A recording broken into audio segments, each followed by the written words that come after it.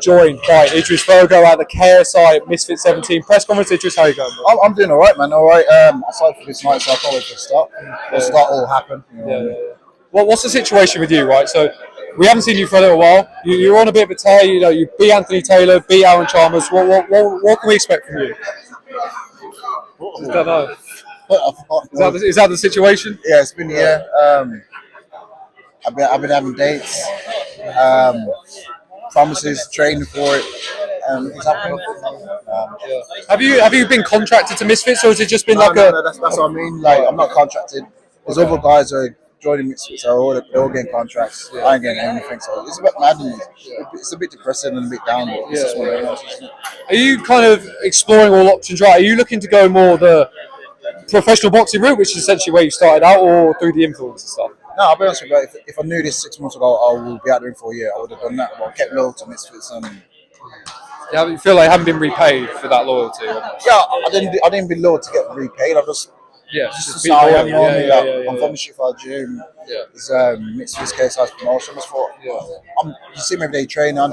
Ideally, I thought I'd get a fight. You know what I mean? But it's been a year now, and they're doing this main event here, KSI 2v1, and still haven't got a slot on there. You got, as I said, there's new guys on the platform that one, they're getting conscious, and two, they're making the debut and they're fighting. I'm like, yeah.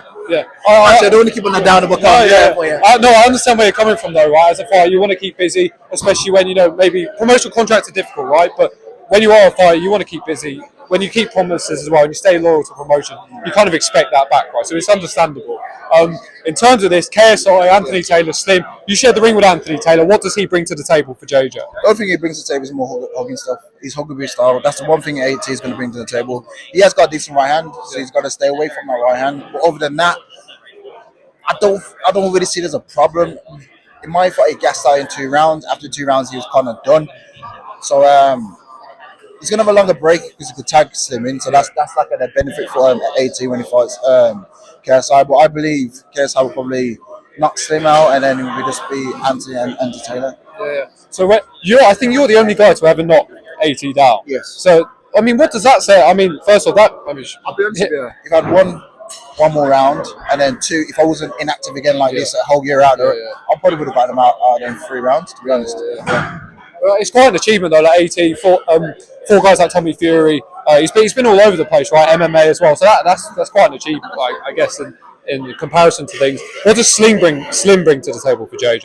Slim brings Dante Wilder kind of style, kind of when Dante Wilder in his prime. So Slim, he's got that right hand. He looks tired half of the time. He ain't got no technique, but if he lands, he lands. But I've been sparring KSI. Like, I've been hitting with some deadly shots.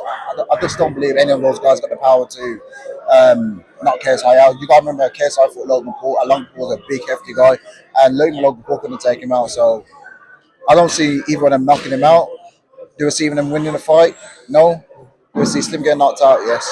When I look at JJ's style, personally, I look at that and I think, he obviously hands down, in and out of range. You could possibly time him. His hands are down. You could catch him. Why is his style so effective and so elusive for people? I mean, you shared the ring with him, right? What does he do that makes him so hard to hit and connect clean with? When it looks like it should be easy to do so, right? It's just different. It's like when you see MVP fights, it's a different style. They're bouncing. It's not like traditional boxing, so you've got to work it out. But then the time when you work it out, it's too late. And that's what these guys are going to think. They're going to figure out his bouncing, star jumps. It's not as easy as they think. As soon as they're in the ring, they're going to be stuck. Just like Tommy Fury. Yeah, you mentioned MVP there. Fought the other night against Ian Gary. Didn't go the way he wanted.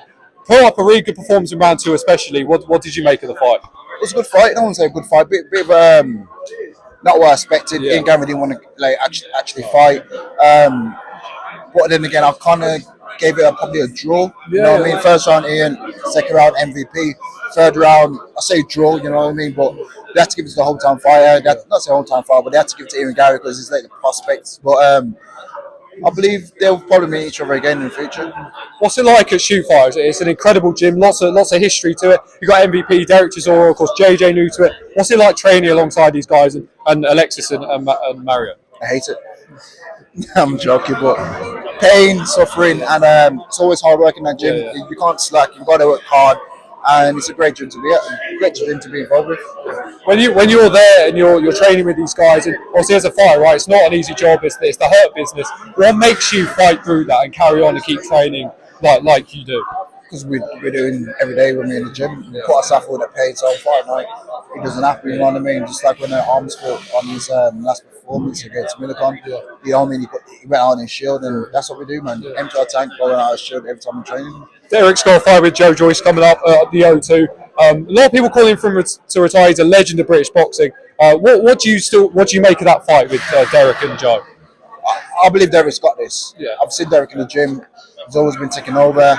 Joe Joyce is kind of on his way out, in a sense, like he's been through his amateur career. So I've got Derek winning this. You know what I mean? I got Derek.